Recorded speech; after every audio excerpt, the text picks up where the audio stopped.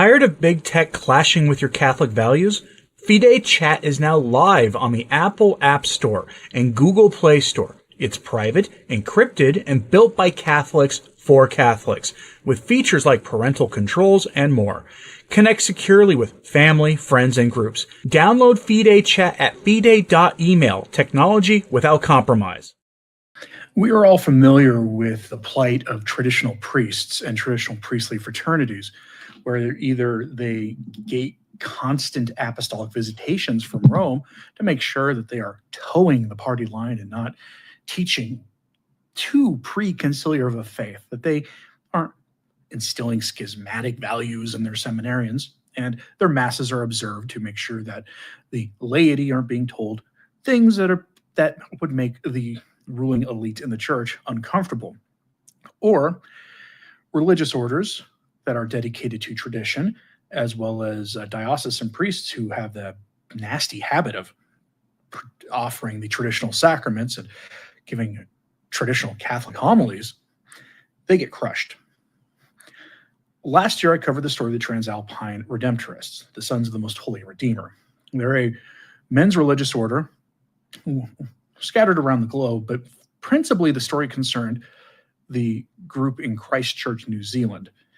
They had been essentially kicked out of the diocese, mostly without cause. Nobody could figure out what was going on, and the men religious tried to appeal the decision, and they resisted as best they could. Rome handed down a decision yesterday, and it's as bad as you might think. So I'm going to go over the story, and then I'm going to go and give you some background on it from a 10,000-foot viewpoint. So we go to the Catholic Herald, not exactly a rad-trad news outlet by any stretch, with the headline, Vatican upholds ban on New Zealand religious order approved by Pope Benedict XVI. Now, Benedict had approved this religious order. So they're not exactly old when it comes to at least like this branch of it.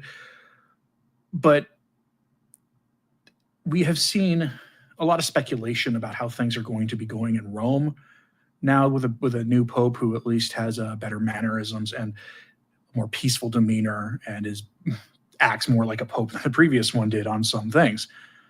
People have been hoping that the chains on the big T traditions of the church would be removed. Unfortunately, that doesn't look to be the case, at least with the treatment of some religious orders. We've already gotten stories of women religious getting visited in a hostile way by authorities in Rome, and now we have this story. So unfortunately, I don't have good news to report to you today. I've been lately, because I'm on vacation, trying to give you some good news to go with the bad, but it's just the way it is right now. So here is the details from the article, and then I will go over some background. Quote, the Vatican has upheld a ban on a controversial religious community in New Zealand that was previously given the green light under Pope Benedict XVI, ending a year-long appeal. On the 10th of August 2025, Bishop Michael Galen of the Diocese of Christchurch informed the faithful that the Holy See had, quote, rejected in its entirety the appeal lodged by the Sons of the Most Holy Redeemer, also known as the Transalpine Redemptorists. The Catholic order, which is modeled on the rule of St. Alphonsus Liguori, founder of the Redemptorists, and whose priests and brothers were told to leave the diocese in July 2024, is reported to have been investigated over allegations of causing harm and unauthorized exorcisms. The bishop's original decree forbidding the order from public ministry followed an apostolic visitation conducted by Australian Bishop Robert McGuckin of Toowoomba at the Vatican's request. The details of that investigation have not been made public, but Christchurch-based media, The Press, reported in 2023 that it concerned evil deeds of the flesh and unauthorized exorcisms. During the appeal process, the order remained in Canterbury and the west coast of New Zealand, while its members were barred from public ministry. But this ban was reportedly not adhered to. According to The Press, Bishop Gielan said the masses continued to be celebrated and that a new priest arrived, quote, without permission to exercise ministry for the sons. In a recent Sunday address, he expressed disappointment at what he called challenges to unity and obedience within our church. The bishop previously told the press, I believe what those who had said they were harmed shared with me. I took the strongest possible action, asking the Vatican to investigate the allegations raised. I adopted the Vatican's recommendations and issued appropriate decrees. We continue to work for those decrees to be implemented in full. So I'm going to give you a little bit of background here. the allegations, when we went over them, weren't all that credible. I find the unauthorized exorcisms one particularly interesting because the permissions, the faculties for an exorcism come from the local ordinary. So if they were performing exorcisms in an unauthorized way, as most people familiar, if you're familiar with how an exorcism actually goes, oftentimes the entity attempting to be removed, if it's a more serious exorcism, will ask, under whose authority are you doing this? Without the proper authority, you can't really conduct a proper exorcism. And I don't mean sprinkling exorcise salt on a doorway or on your food or something. We're talking the things that you need to bring an exorcist in for. So if they were successfully having exorcisms, meaning they were getting the desired outcome that they had been brought into, then that does beg some questions. But in general, we have seen allegations against priests against misconduct of the flesh weaponized to the point where a lot of times I don't like talking about allegations against priests until it's gone through the process to find out if it's legitimate or not, because a priest cannot ever come back from an allegation like that. There is no getting your good name back when you're accused of the most heinous deeds imaginable. So let me go over here just a little bit of background. Again, this is a group that is formerly known as the Most Holy Sons of the Most Holy Redeemer. They've got serious canonical issues in the Diocese of Christchurch in New Zealand, and they were kicked out of the diocese, but the Vatican has upheld that upon appeal just in the past few days. So here's a basic outline of what happened here. Founded in 1988, they were by Father Michael Mary Sim, originally aligned with the SSPX. They reconciled with Rome in 2008 following Pope Benedict's Summorum Pontificum, which liberalized the traditional Latin Mass. That's important for this story because there are a lot of these small groups out there who were dedicated to preserving the traditions of the Church in the sacraments and in the Mass and everything else. And Summorum Pontificum brought them back into the fold, and there's still others out there. And they're going to see what happened here and probably not want to comply with Rome. They'll see this as a cautionary tale. In 2012, they were recognized as a clerical religious institute of diocesan right in the Diocese of Aberdeen, Scotland. They were established in Christchurch since 2007, managed their Latin Mass chaplaincy under the previous bishop, despite having irregular and divisive circumstances, meaning they were there, the local bishop, seemed okay with them until, even despite there being in a kind of a similar situation as the SSPX, kind of irregularly canonical. And then we have here the allegations against them. In August 2021, the Survivors Network of Those Harmed by Priests, or SNAP, reported concerns to the Christchurch Diocese and police about the Redemptorists alleging ritualistic abuse, unauthorized exorcism, and spiritual and psychological abuse. Specific claims include the most young being told they were possessed by Satan. Okay. That's the allegation here is that exorcists were telling children they were being possessed by Satan. Now, again, that's a little over the top. And I've never seen this substantiated, ever. And the one thing you have to remember here is go back to the treatment we see Father Ripperger get. Father Ripperger will often go onto a podcast and talk about things that seem outlandish to normal Catholics. How certain things that are common in the culture lead to demonic possession or demonic influence. Talk about generational spirits and all sorts of other stuff. And people will say that he's essentially one step away from these guys. And they've never made clear what it was they were alleging these exorcists had said. We do know that anybody of any age can be under the influence of the demonic. They have some other outlandish things that they claimed here that are almost certainly false, including a young pregnant woman who was allegedly strapped to a chair and physically accosted by the exorcist. In 2023, News Hub investigated and found testimony from 17 individuals, made public these outlandish allegations against them. The group, of course, claimed nothing was happened there, and they said all exorcisms were authorized. In November 2023, the Vatican appointed Bishop Robert McGuckin, a canon law expert and emeritus bishop of Toowoomba, Australia, to conduct an apostolic visitation to investigate the allegations. Bishop McGuckin also had a whole bunch of baggage with him, and I don't mean like the physical kind. You will often see in these apostolic visitations that men of questionable character are the ones who conduct the apostolic visitations. It had been noted in some cases in the past that the men who investigated these things had McCarrick kind of baggage themselves. Makes you wonder. And then the next thing that happened was July of last year. They were formally expelled from the Christchurch diocese by the authority of the bishop. He announced it on July 13th, and the Vatican's recommendations from the Institutes of Consecrated Life and Societies of Apostolic Life. This expulsion involved the removal of priestly faculties effective the next day, rendering any ministry or liturgical celebrations illicit, meaning any mass or confessions they heard were not valid. Well, they were valid but illicit, meaning you received the Eucharist or you received absolution, but the priest committed a sin in doing it in general. Put an asterisk next to that, of course, and if the layperson involved did that knowingly, went to them knowingly, then there's problems too. At face value. Remember, these things are, the first law of the church is the salvation of souls, and the SSPX have demonstrated amply that there is a crisis in the church, and that the first law of the church demands that these organizations continue their ministry regardless of what the local bishop has to say about it. Because oftentimes these bishops are themselves agents of chaos, agents of revolution, trying to bury the Catholic faith behind the false facade of the church. So the Redemptorists appealed, and they appealed the expulsion to the Vatican, contesting the removal of their faculties and the order to leave. And on August 10th, Bishop Galen announced the Vatican had rejected the appeal in its entirety, upholding the ban on public ministry and the expulsion order. The ruling applied to all priests, including those who arrived post-decree, meaning anybody affiliated with them could not operate in that diocese.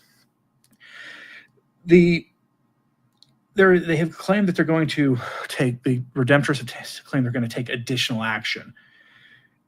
Their leader, Fathers Michael and Anthony Mary, announced plans to take legal action against Bishop Galen for their expulsion, citing a deliberate and coordinated misinformation campaign against them.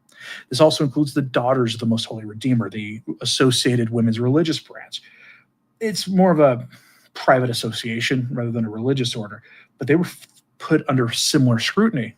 This kind of gives the game away, because it's extremely unlikely that both exorcists would be doing the evil things that they were described to have, as well as an associated order of nuns.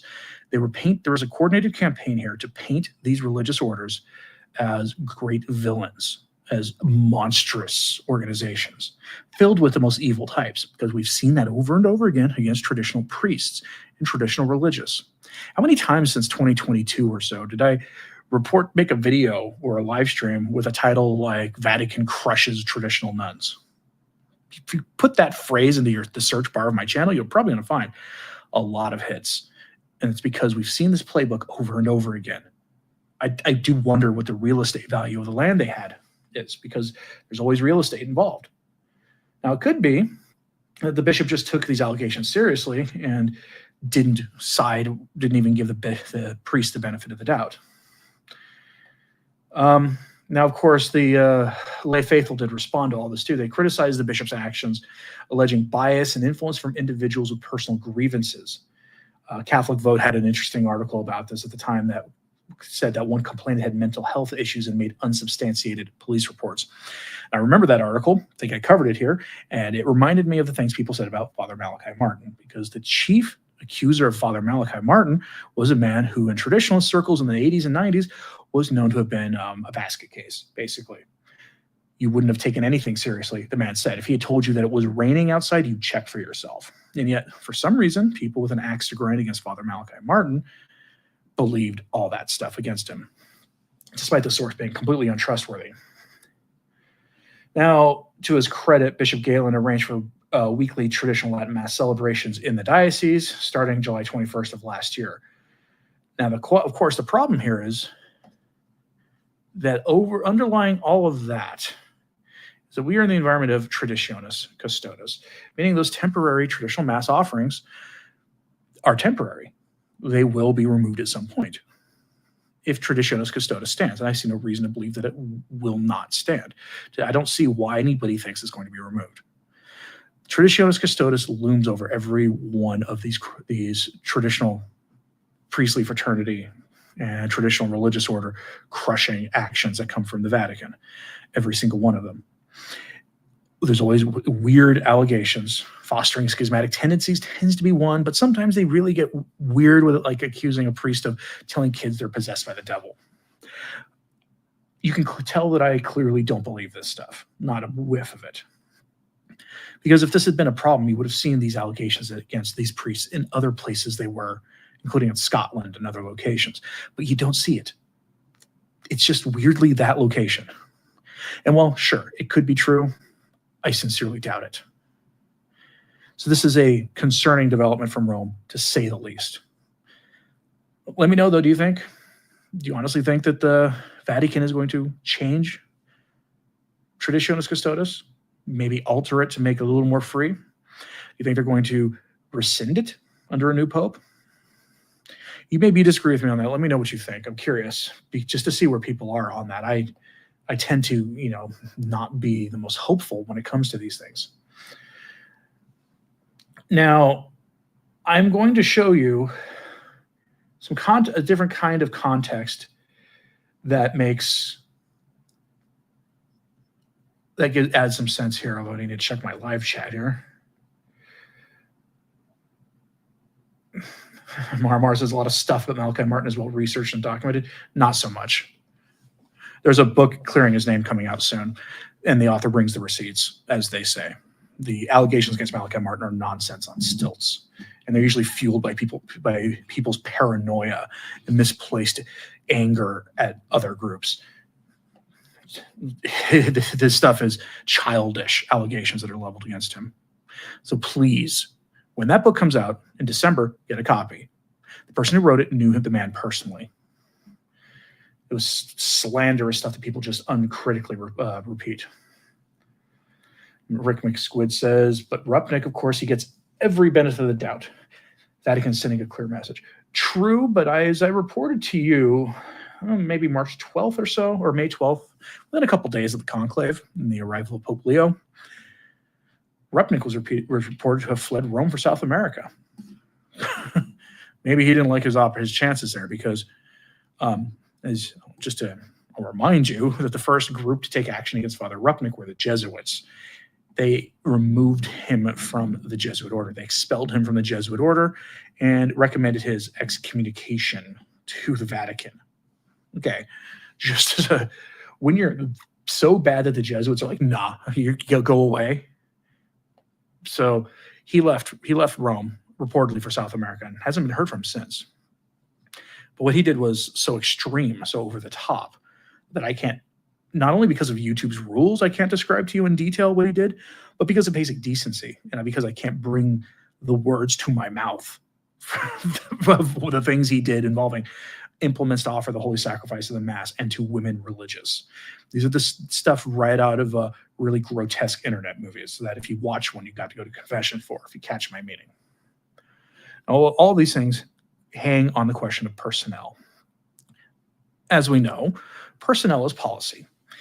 We throw that phrase around a lot when talking about, the president and who he's going to appoint to various offices, or who your governor is going to appoint to various important offices in your state or province, those sorts of things, how a company is run, right?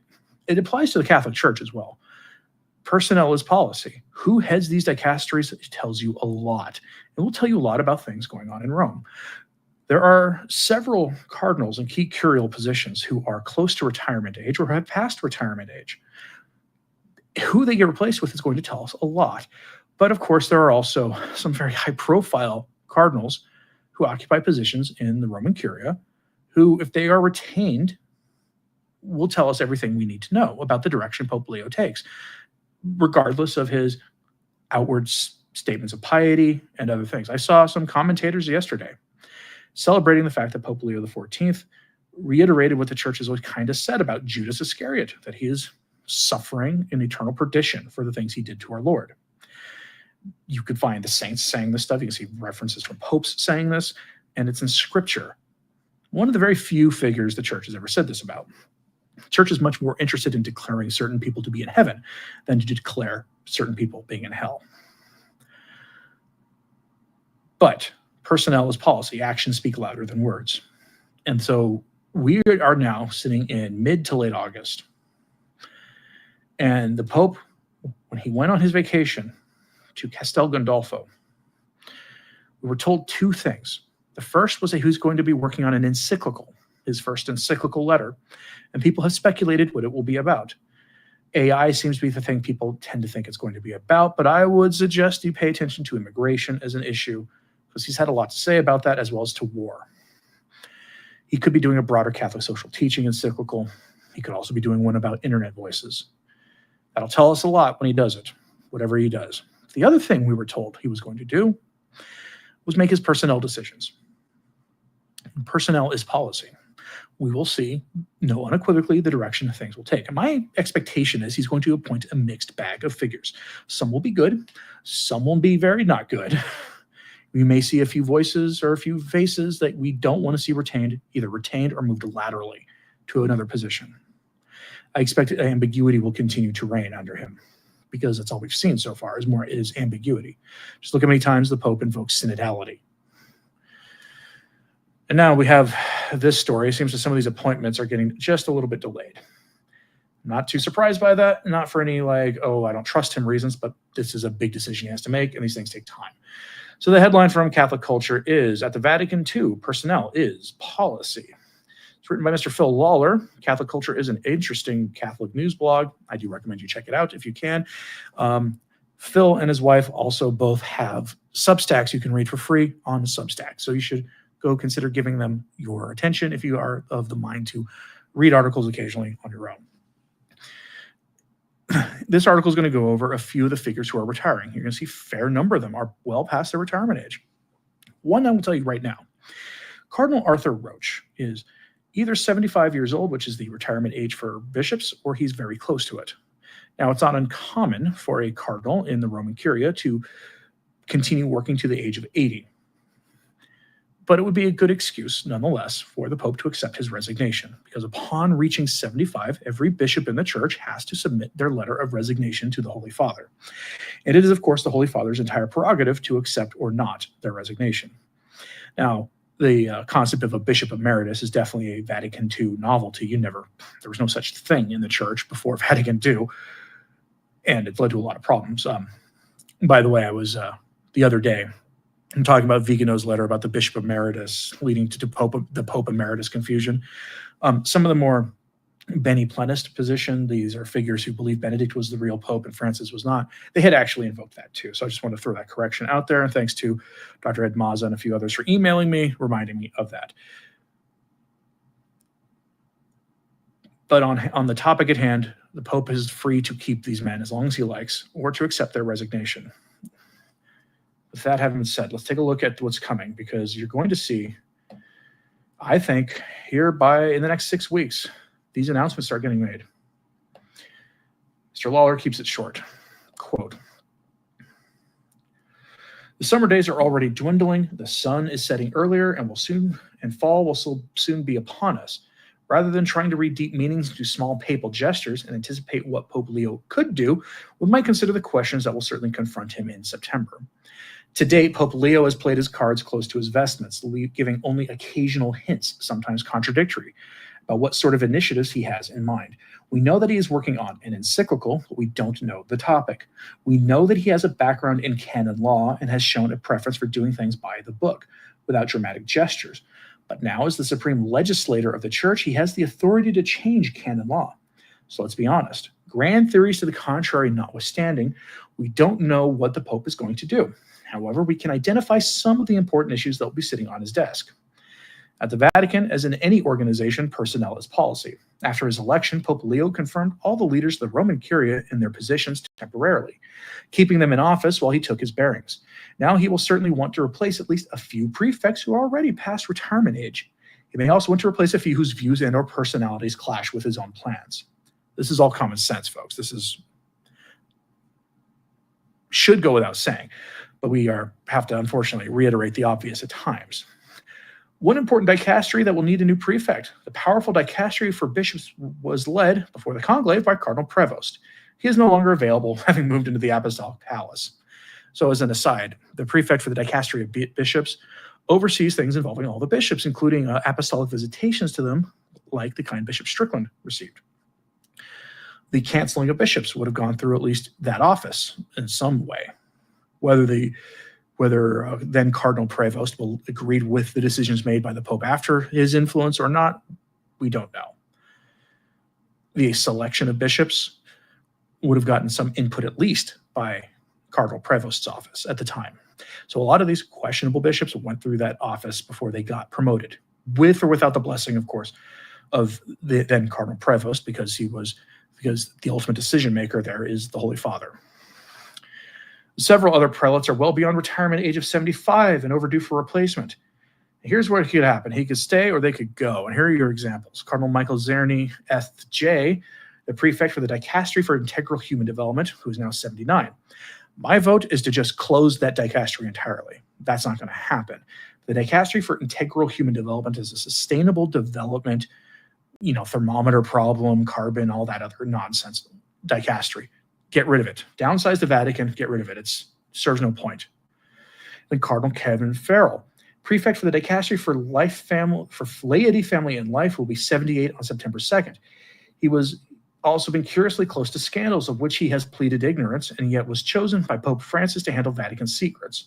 Pope Leo may want someone more perspicacious to act as Camerlengo and president of the Pontifical Commission for confidential matters. What he's referring here to is that Cardinal Kevin Farrell was roommates with Ted McCarrick. And when Ted McCarrick's problems were suddenly made very public, he was like, I'm shocked. I'm shocked by this. I didn't know. I was shocked, I tell you, that my roommate did all these evil things that I would have surely known about. I was shocked because I didn't know. Give me a break. And then Cardinal Marcelo Semeraro, prefect for the Dicastery for the Causes of Saints. Cardinal Arthur Roach, prefect of the Dicastery for Divine Worship. That's the man most directly responsible for Traditionis Custodes other than Pope Francis. Has become a lightning rod for criticism. Yep. Cardinal Kirk Koch, prefect for the Dicastery for Christian Unity, is 75. He made last week an unguarded public call for relaxation of restrictions of the traditional Mass.